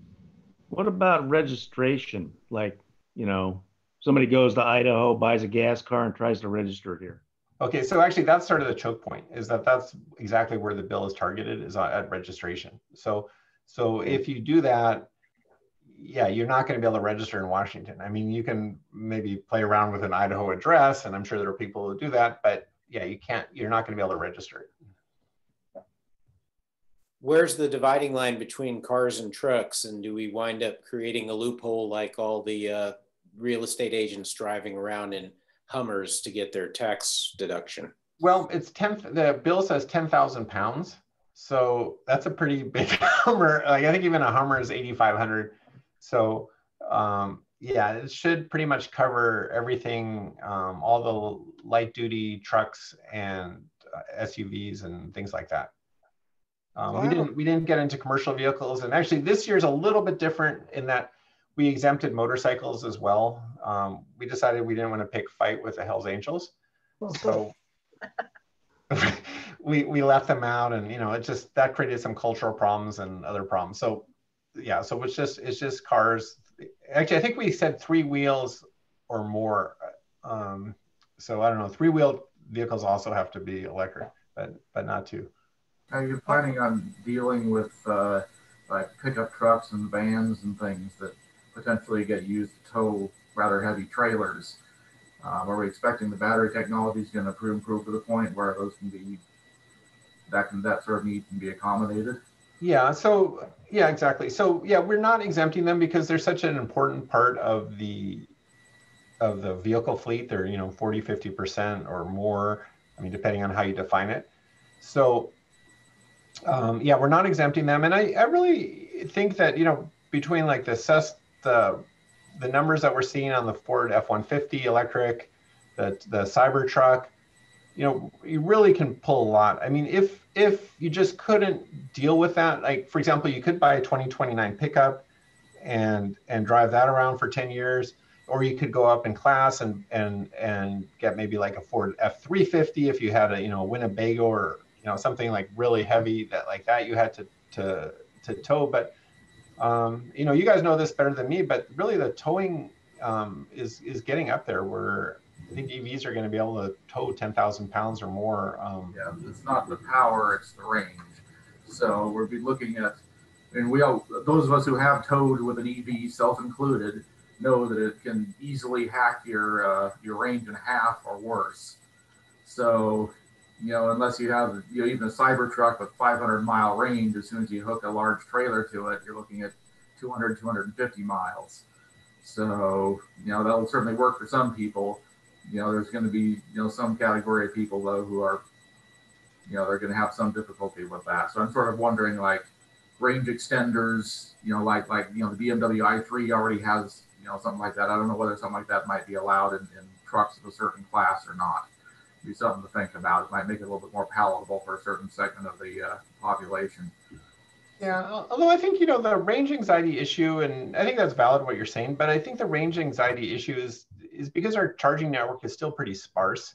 And as like, because of this policy and as EVs generally grow, I mean, that the network is filling in pretty quickly right now, and it will fill in, you know, continue to fill in and you know, be really pretty dense. And so, you know, then what we're talking about is someone has to stop maybe for an extra half hour, you know, when they're towing their boat or, you know, something really heavy, you know, every couple hundred miles, you know, and think about people stopping for half an hour on the way to work in the morning when they already have a 2-hour commute. Yeah, but they're not typically towing a you know, 10,000 pounds of. Some of those are. That was one of my questions for you. There's a bunch of construction going on in front of our house in Bellevue. Turns out a lot of those workers are living like Marysville and Puyallup, south of Tacoma, and some of them are driving trucks full of equipment and tools on the way. So I'm kind of wondering how you accommodate those people. There are some people who regularly drive heavy loads long distances and potentially on their commute to and from work. Yeah, well, I mean, we'll have to see. I guess what I would say to that is, like, number one, if they are driving a big truck, you know, long distances, they're using a heck of a lot of gasoline, you know, and that's true indeed. That's a very serious problem. Number two is that, you know, with the range, you know, and where it's going with the range, like 300-400 miles, let's say it's cut down like to 250 or something, they can live with that. You know, people, it's not asking that, it's not that big a sacrifice. I mean, are people going to have to make little adjustments? You know, is you know, for certain people, you know, might it be a little bit more inconvenient at certain points? It possibly will, you know, and but you know, we're facing a climate crisis where, you know, the future of the planet's at stake. And so asking people, you know, to spend a little bit more time to charge or this or that, so, you know, unfortunately, those are the kind of trade-offs that we're going to have to make. And we can't, you know, we can't necessarily please everyone. Let me phrase the question differently. There are some people who the inconvenience is going to be insurmountable if you just leave it to them. So the question is how you fill in. So somebody driving that heavy truck, if you say, oh, just charge at home when you get home, let's say they don't have a level 2 at home. And so the amount of charge they'd have to put in doesn't go in from a level 1 in the time between when they get home and when they leave again in the morning. So it's actually just flat out not possible for them to charge at home. And you say, okay, we'll install a charger at home. But if that means, you know, a $5,000 panel upgrade and stuff, those can be significant things if we leave it as a burden on the individuals. So then you get to how do we support better charger infrastructure and such. I would like to suggest something there. Thanks, Ed. That's a really good point, because not everybody has the ability to install charging at home either. But I think the future is going to be workplace charging. And I think a bill like this is going to put employers on notice that their employees are going to be driving electric cars. They're going to have to plug in when they're at work, and they're going to need to provide that. That's going to be a perk. That's going to be a benefit that is going to be attractive and a way to attract the best employees to you. So I think this bill push that to happen. That would be helpful. For the employees I'm talking about, there is no workplace. They're in the dirt on the side of a road that they're digging up. Yeah, but and I think you're kind of getting it, sharpening the pencil a bit too tight. It's just not that big of a deal. I've worked construction, those, you know, and the other thing about electric, I mean, if you just drive at a sensible speed, you don't, you know, I get 5 miles to the kilowatt hour with my Leaf. So I don't know. Let me phrase the comment differently. It isn't so much the specific example as if you just say convert to electric, which is what this bill's talking about. And yes, I'm a strong supporter. I drive 2 electrics, a Leaf and this Arcimoto.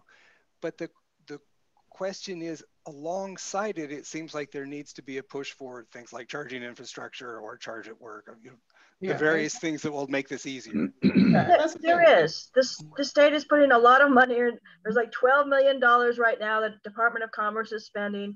There's money from Department of Ecology. All of that is happening. There is already a fleet requirement in the state of Washington, and Commerce is putting money towards that.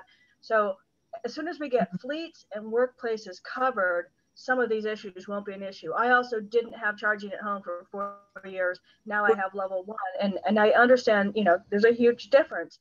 So there are a lot of things that the city of Seattle and or other ulterior, auxiliary cities have to be solving. TPU just came out with their program. Snowpad just came out with their program. It is happening. It's just, you're right. And there needs to be a hyper focus on infrastructure. And also there will be people that will still be driving gas cars, and they're going to pay for it. It will no longer be the sweet subsidy that they've had for the last 3 decades. And that's what's I think we're also talking about 2030. We're not talking about 2020.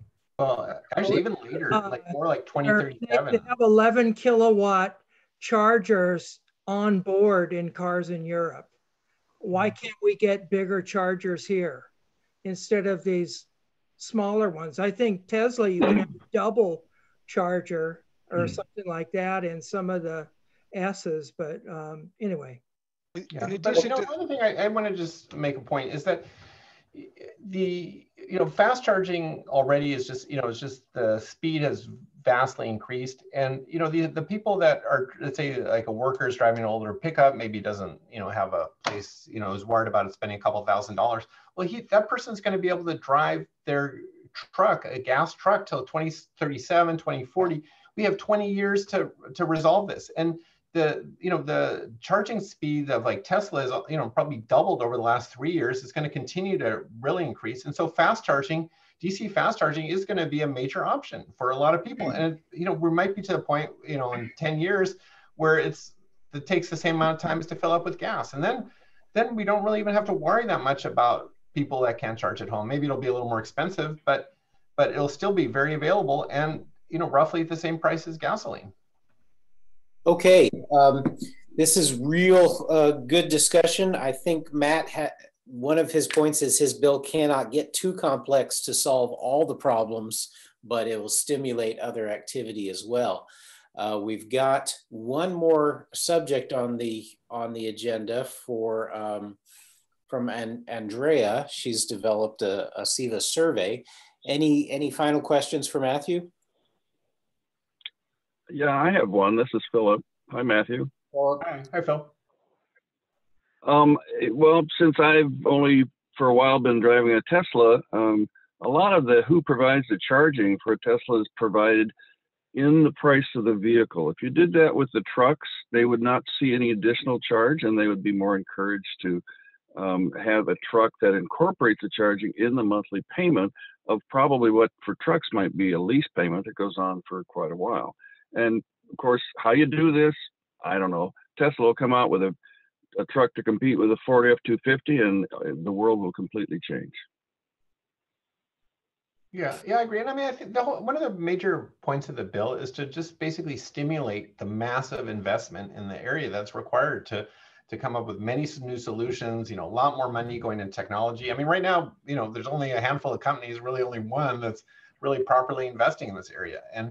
But this is going to create such a market that, it really will open it up for a lot of others. And just, so right now in the United States, I think last year, roughly, I think 230,000 EVs were sold or something like that, maybe 250 or something.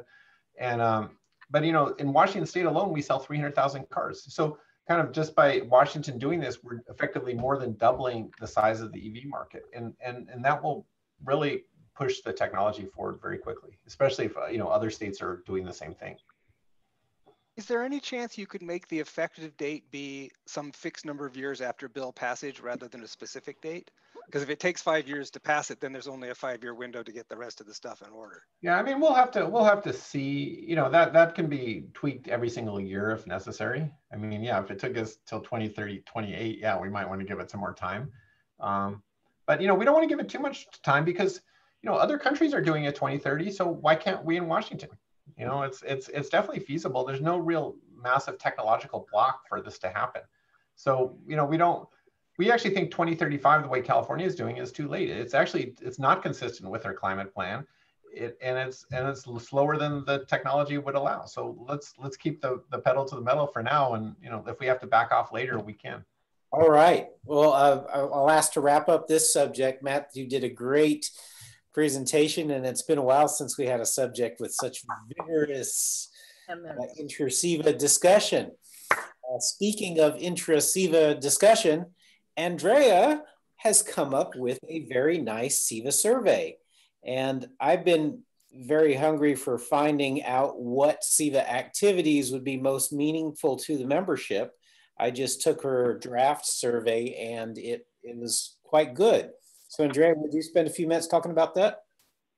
Yeah, so I think the goal, and we talked about it a couple times the last couple of meetings, is to collect demographic information on SEVA so we know really who we have here when we go to Olympia to talk. We all have different numbers, like how many people are members, how many people are on the listserv, how many people. So there's a bunch of numbers I'd like to gather. So part of this is to get demographic data on really a self-selection people who are willing to take the survey.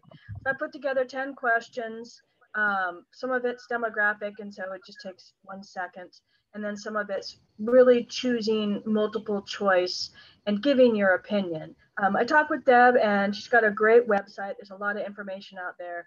And really, how can we best be using that website?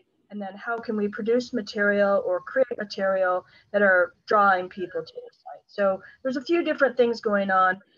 Deb's great in her volunteer role, but it's obviously a volunteer role.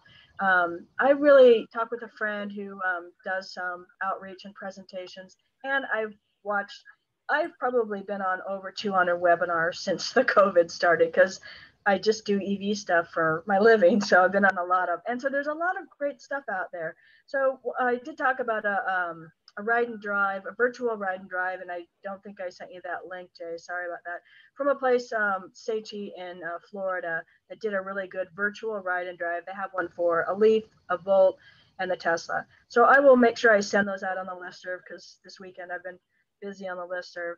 And then, so anyway, the other questions are just trying to get information. So I sent it to the executive committee, and it sounds like we can go ahead and make some edits, and I'll probably send it out this week. And I think it's the first of many surveys. I think that it's healthy to have surveys and to be asking questions when legislation and things like these come up. I think it would be great to be able to ask 4 questions of, you know, like I said, it's a self-selected group. And make sure if you're not on the listserv that you are on the listserv. I think that's the most important thing. But anyway, it's just to gather information. So happy to ask any questions. It's a really basic survey, nothing fancy. Andrea, are you ready for me to send that out to the whole list, or? No, I think we want to do edits. Grace wanted to add some edits, and I definitely, the punctuation's really not there. It was just an idea.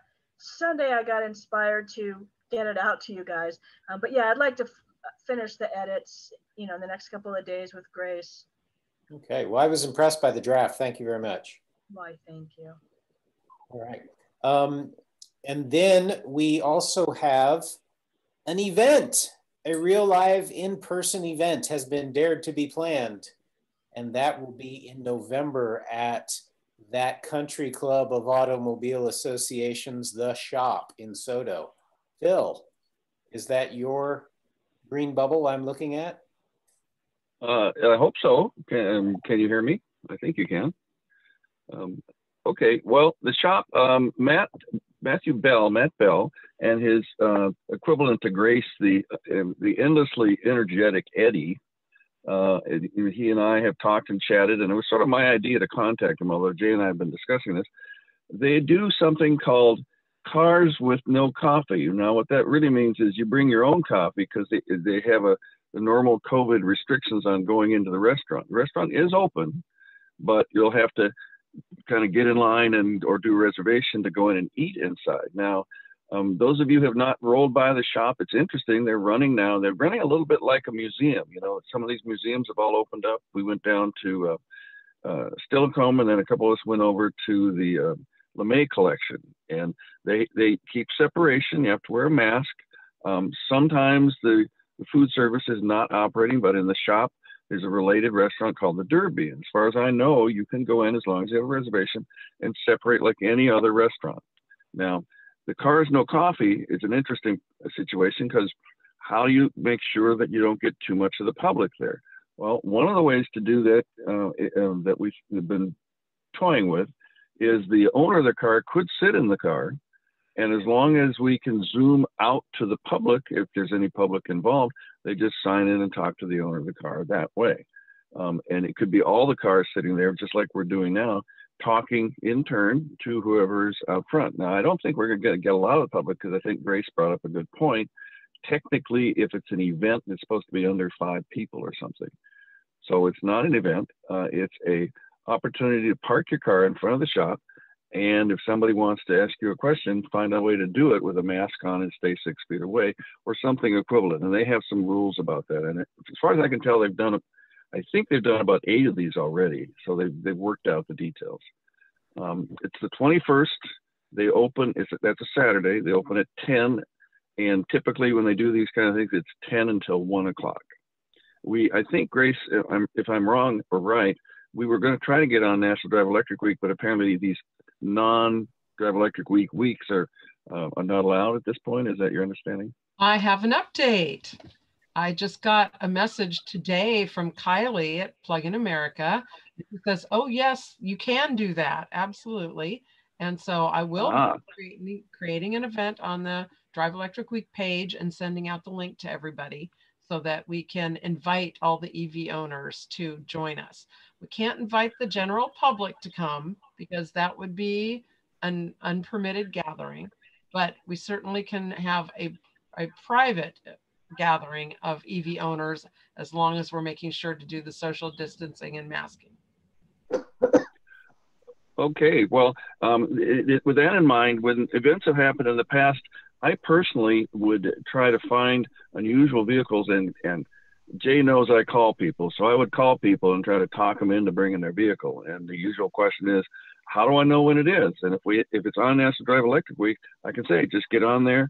The date is important, and all the details would be on that website, and please register your vehicle. So we know we have Ed's three-wheeler. We know we have the John Lesmeyer's truck if it's running. Some of the unusual ones that Jay has, perhaps, and there's others that are around there. And as long as you know of someone, whether they're in the club or not, and you invite them to come down and park their car, and they wear a mask and stay 6 feet apart, within those general rules, I think we're going to have a very interesting event for us to kind of wave the flag to each other and meet some new people, which would be nice. Bring people that you haven't otherwise talked to or they haven't been down in a while. Are there any questions about it? It's 55,000 square feet of cars behind a huge glass wall and a restaurant that you can look through the glass wall to see the cars if you can go inside, which we'll be able to do in small numbers. They also have meeting rooms, board rooms, a card room, I guess if you're going to play poker and lose your Ferrari or something. They don't have any charging there, so people are going to have to, like most places, no event I've ever seen can charge the number of cars that if people didn't plan on it, charge either before or after. So that'll be the same. They can handle 50 cars. 50 cars. What's the date? 50. What's the date of the event? Oh, November 21. All right. Yeah, so 50 cars plus overflow on the street. So don't worry about inviting people as long as they understand it's not a public event. It's car people talking to car people, 6 to 12 feet apart with masks. And if there's any other questions, there's a great website for the shops. I think it's called the Shops Club Seattle. There's another one in another state, I think California. And there's a tremendous amount of really interesting pictures on there. And you can join the club if you want. If you have to have a car you want to store in there, they have a lift. They have detailing. They have car wash stuff. It's kind of like, you know, if I had a Ferrari, I would just live down there and ask for a room in the back. Yeah, the storage area is a car museum unto itself. Walking through there is amazing. Hey, Philip, It's I have amazing. a question. Yes. Yeah, is this going to be a drop-in kind of thing, or are you expecting people to come and park at 10 and stay for 3 hours?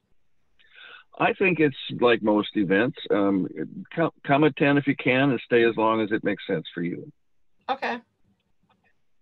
It'd be nice to show the, you know, Matt's putting out, you know, a whole Saturday for us. So if we show up with a lot of people, we're going to make a good impression at 10. Good. Well, I've wanted to do an event with the shop for quite a long time, and this is a unique opportunity. So thank you, Phil. You're welcome. If there's other questions, you guys know where I am, and Jay has my number, and he calls me every once in a while and complains that I call him too much, but that's okay. All right. Well, we are approaching our appointed time. Have I overlooked anything for the good of the order? This might be a good time to ask if anybody has any announcements or anything that they would like to share. Tesla Battery Day. All right. Do you have any information, Grace? Well, it was a big deal because Tesla has introduced a new form factor for its cylindrical batteries, the 4680 battery, and it's going to very much increase capacity and efficiency of the cars. Elon's estimating more than 50% efficiency improvements might be possible. Apparently the new form factor batteries are being manufactured now, and there are Model 3s coming off the line with those batteries in them. So very excited to see what new ranges might be on the cars with these new incredibly efficient batteries. Efficient meaning power density? Power density, yeah. Sure, energy density. For weight. Mm-hmm. So and we don't have any data on that yet, but it should be coming sometime soon. So it sounds pretty incredible. And there are definitely some new chemistries that they're working with too, trying to get rid of cobalt and not have to use that anymore since it's so difficult to get. So pretty exciting. Cool. Thank you very much, Grace. In show and tell, I tried not to do too much sales pitching about our projects here at EV Works, but I would like to give a sneak preview of the portal. We have a functioning app that shows all the vital statistics of the vehicle. Very simple. See, my cooler is on, and we are at 42 degrees inside that refrigerated van when it's 20 degrees hotter outside. So that's a lot of fun, and we can monitor our charge sessions, set maximum rates, et cetera, through a very simple. And it's not even an app, it's just a web page. You don't got to install a stinking app on your phone. Speaking of stinking apps, PSE is sending us $500 as a thank you for not being able to do ride and drive events with them this fall, but being very willing to do so in the future. And I did offer virtual ride and drives to them.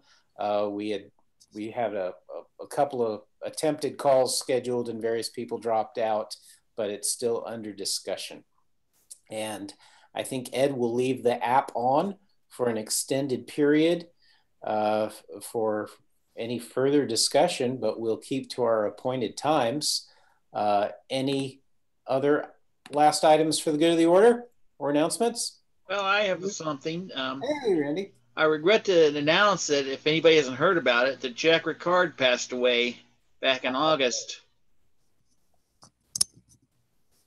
I did hear that, and his minions are continuing the business, I hear, but I did not see any announcements on the website of EVTV regarding Jack's passing. Yeah, his website has been updated since January.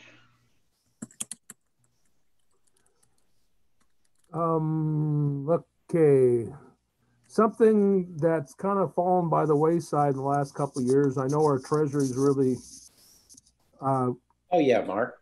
Yeah, I know our, can you hear me all right with this microphone? Is that coming through all right? Just fine. Okay. Anyway, I know our treasury is really in good shape because of the Seattle Foundation, but we, in the past, had membership drives and just for having paying members, and we could always use more money in the treasury. That's kind of gone by the wayside since we had, you know, the substantial treasury we have, but I still think it's a good idea for a thing of unity and whatnot to encourage membership. And I know that we can do that on the page, but if it isn't pushed by the board, then it's not going to happen. So anyway, any thoughts on that subject? Excellent reminder, Mark. Yeah, we want to have official membership numbers. The EAA is getting back in gear. They had a board meeting, I believe it was 2 nights ago. Haven't heard any report back on that, but hopefully their website membership functions will continue. I have requested a updated log from our treasurer who's on an extended walkabout, but I believe Mark Schiller, are you still on? You were continuing to maintain that for a while, and I haven't asked you about it. Yes, I am. I can give you an update of what we've got, and I think I can also give you an update from the EAA if they haven't cut me off. Thank you, I'd appreciate it. I don't think they have, but yeah, I can do that. So the membership is going to SEVA or is going to EAA still? No, we're just basically 2 separate orgs. Okay, all right. Well, anyway, I would make a suggestion to the board that we, you know, it used to be every meeting we used to say something about join SEVA and all this. And so I think it would help just for a sense of belonging to the organization that we all kind of felt like we had a little bit into it. And yeah, that's an excellent reminder, especially with another legislative session coming up. Right. All right. Well, I will declare the meeting adjourned, though everyone's welcome to stay in the room and continue chatting as long as Ed will have us. I'm happy to have people for a while. Billy, I have a question. Do you want to record the after such or no? I will be recording for a while longer, yes. Okay, I have also recording as a backup for you. I'm going to stop my recording now. You can keep yours as going as long as you want. I'll let the meeting run till, oh God, 9:30 or something, or till everybody disappears. Yeah, thank you. Mm-hmm.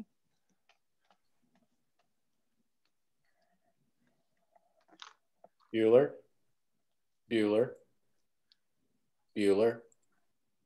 Oh, somebody has to start.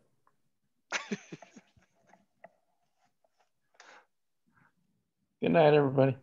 Oh, I had meant to mention for those who haven't heard or haven't watched it, The Long Way Up, about Ewan McGregor and his best friend riding trail-ready Harley-Davidson EVs all the way from Patagonia to Los Angeles is a very worthwhile series to watch on Apple TV. Did they do regenerative charging by a tow rope? Yeah, that they had to resort to that several times with the Rivians. They came along. They were equipped with a harness, and like one time they flagged down a passing trucker to pull him 15 minutes out and 15 minutes back for an emergency tow charge. The motorcycle that ran out of charge just hung off the side of the pickup truck for the last mile at one point. And I'm curious whether they had no competent EV advisors on the team, or they just decided to let the guys make the newbie mistakes because it would be good for TV. But good credit to you. And when the Harleys showed up incapable of level 1 charging, he said, absolutely not. We don't do this with you if we don't have it. So they flew engineers and parts in a frenzy and got it working before the journey began. They don't do level 1 charging, what? The modified Harleys showed up with a note saying, I think they were planning on the Harleys using the juice boxes that Rivian had staged along the entire route. And they hadn't tested opportunity charging on level 1 very much. And sure enough, they had several adventures on level 1 where, you know, the usual trip circuit breakers or totally threw an off-grid system offline for the night shortly after they went to bed and woke up with no charge, all those sorts of problems that the explorers and early adopters will have.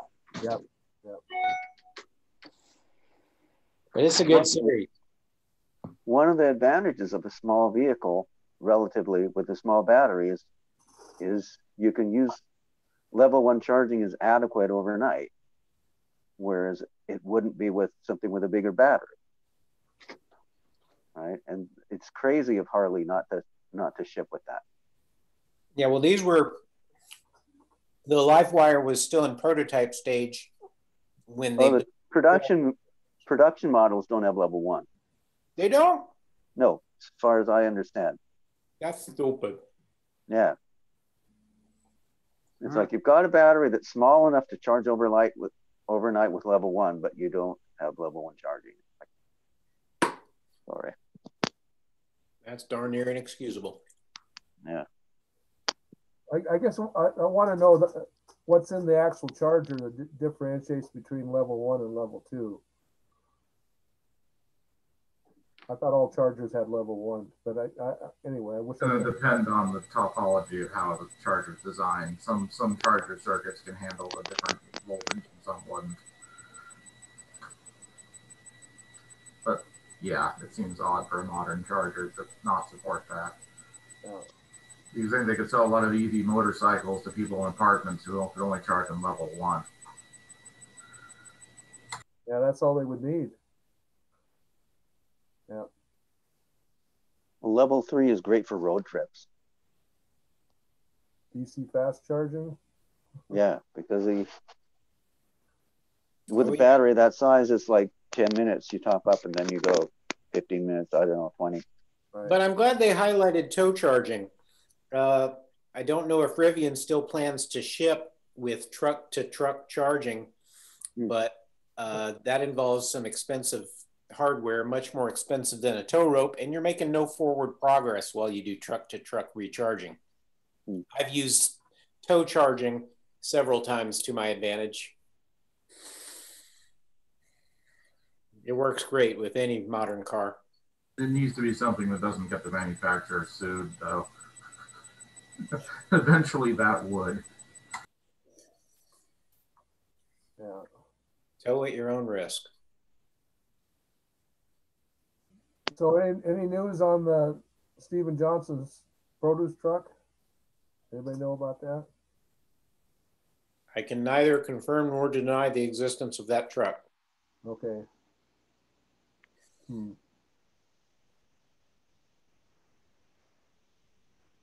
Well, that's a nice looking picture of battery and electronics, Mark Yormark.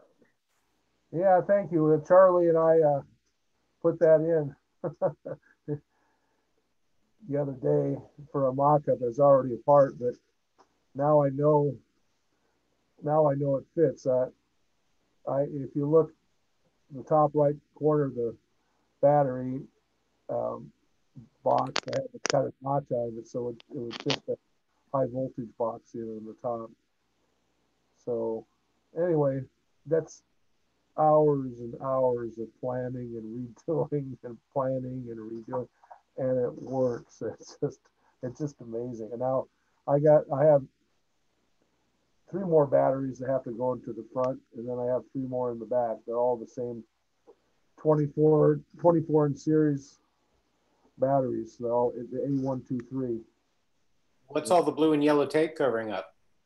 Well, those are the PM250 Reinhardt inverters, and so I just wanted to make sure the cable glands are out, so I want to make sure while I'm working on the car, no dust or dirt gets in there.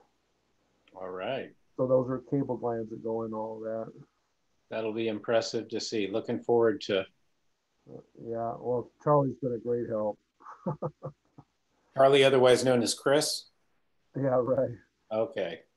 You're outed. There you are. I ended up buying just a couple days ago one of the Ohm U batteries. That's the one they put in for Tesla replacement. I ended up getting a 40 amp hour one for a Chevrolet Bolt. Oh, so, you're talking about your house battery, not your tractor battery. Yeah, my house battery, my 12-volt house battery. It's an Ohm U, and I picked that particular one because I figured if it went to a Tesla, it probably went through more.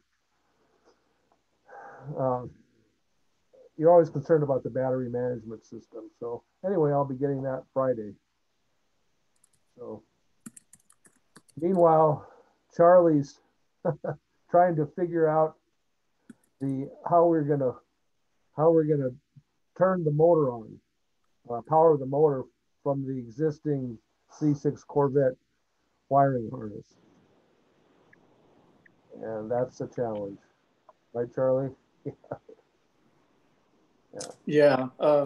I think we're going to have to put more of the harness connections into the car to get it to work the way it's supposed to.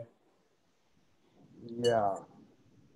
We have to, there's a lot of error codes coming up, but we actually,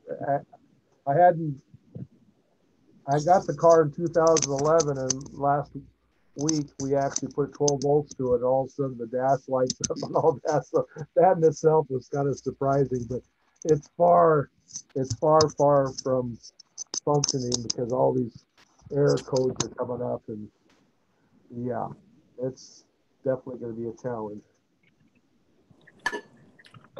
This is Philip. I got a question sort of for Jay, but really for everybody.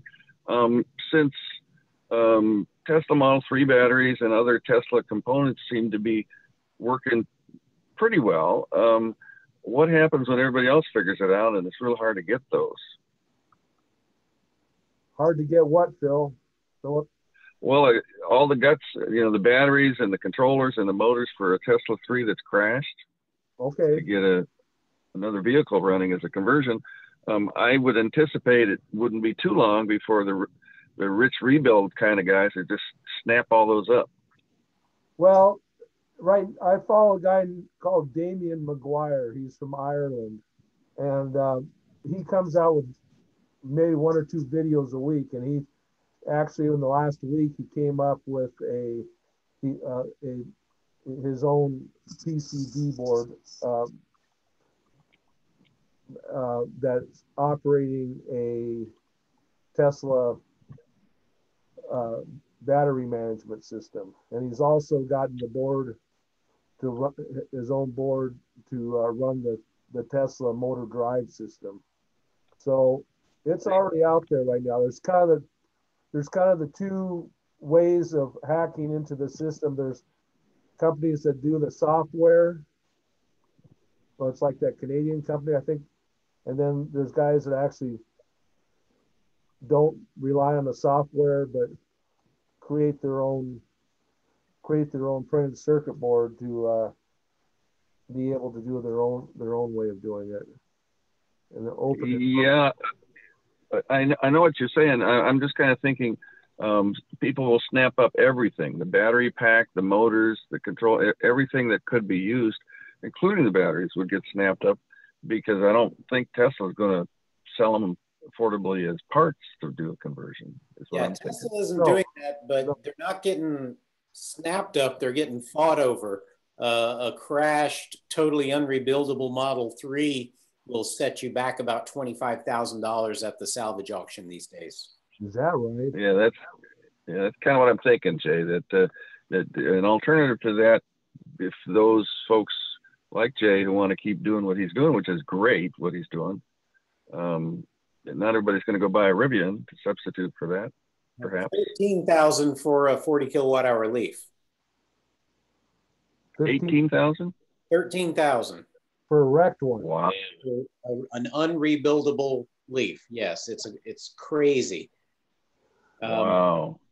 But speaking of not crazy, Kent Bakke is not in the meeting tonight, but he wanted me to pass along that a friend of his on Bainbridge has a 2016 Leaf Very Cherry with 33,000 miles on it that is going to be for sale very, very soon because his Tesla's on the way. So contact me if you'd like a buy on a low mileage Leaf.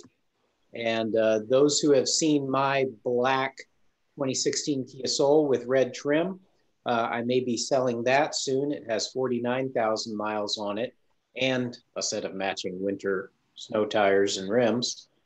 30 kilowatt hour? 27 kilowatt hours in a Kia Soul of that vintage and 93 real miles of range. Okay. Oh, hey, Jay, maybe you've never done this. If you have, that's okay. How's your dad enjoying the MIEV? My mother with arthritic hands loves driving her Mitsubishi i-MiEV, and it is often in wintertime in Colorado, the first vehicle to plow a furrow up as much as 8 inches of fresh snow quite capably. Those little cars are highly underestimated. Our personal i-MiEV is now at 119,000 miles, the 2012. Now, I met with a guy today who saw a picture of Steve Lowe's i-MiEV and wants to buy it. Well, just forward him along to me. I can help him find bargain i-MiEVs easily. Yeah, yeah. Well, I figured he'll come over. He's over in Bremerton. He'll come over and have a chat with Steve Lowe if Steve Lowe's still interested in moving that along. Yeah, I knew Steve was considering selling it. He's got I believe, a Bolt on the way. Oh, he does. Okay. Yeah. All right.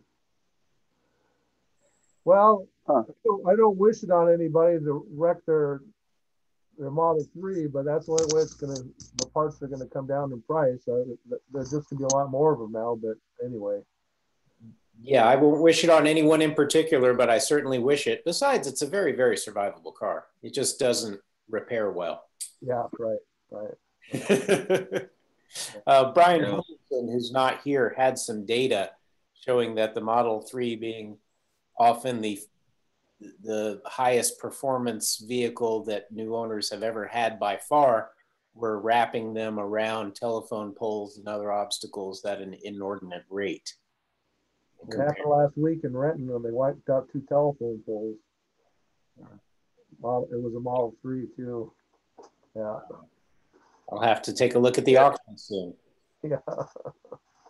A while ago, before I had a Tesla and knew how they could perform, I'd gone in, of course, to the Bellevue delivery center, and the week, this was a while ago, the week before, somebody took delivery who was from a nation in the Far East that starts with a C, and apparently had never driven before and left the lot at 65 miles an hour, plowing across every lane in traffic and hitting the other side. That was leaving the car lot? Leaving the car lot, departing the car lot with speed bumps, with some speed bumps.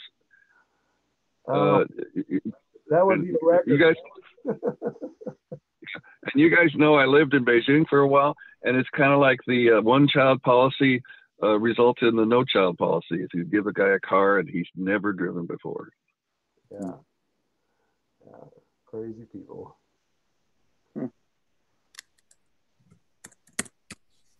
I think there's a misconception when Tesla talks about self-driving and full self-driving software.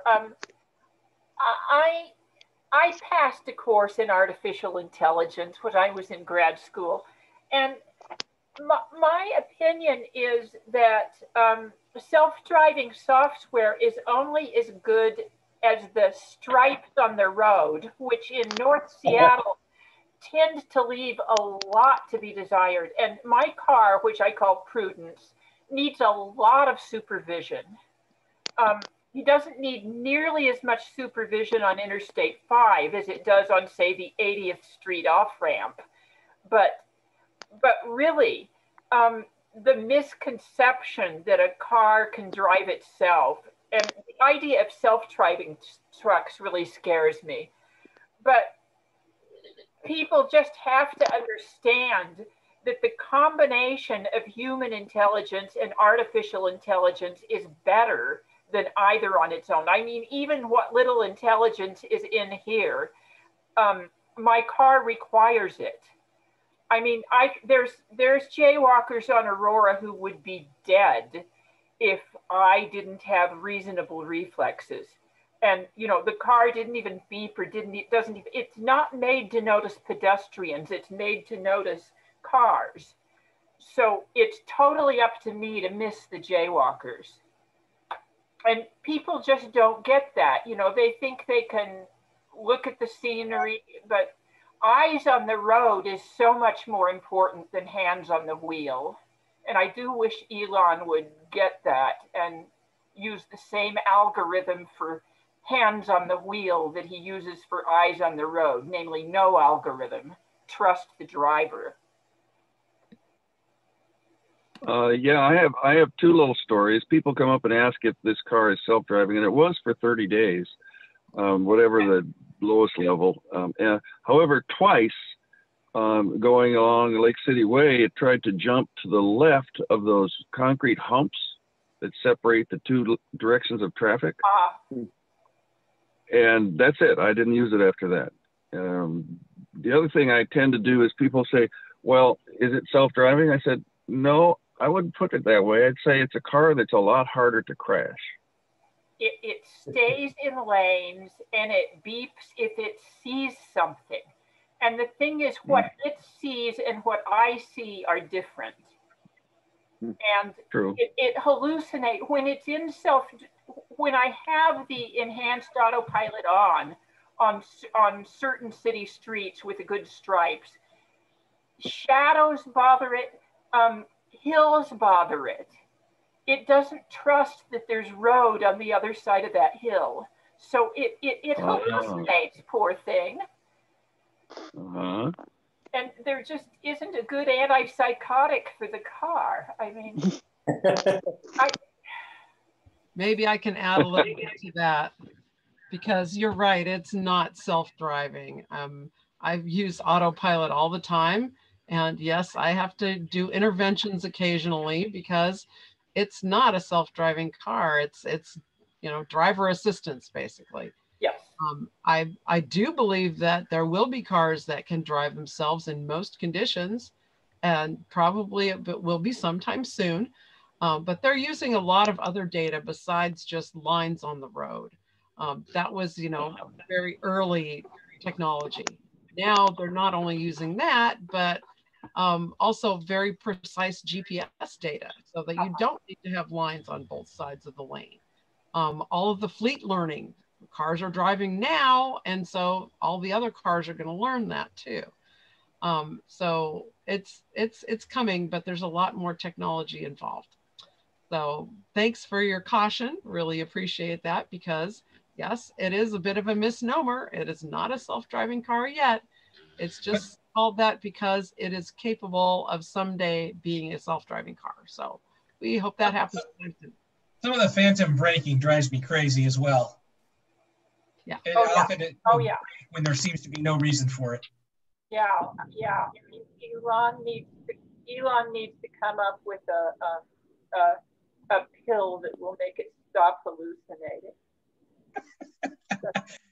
Well, it'll be interesting to see. We're supposed to get an update soon, sometime this year. I think this year. That's a full stack rewrite of the self-driving computer.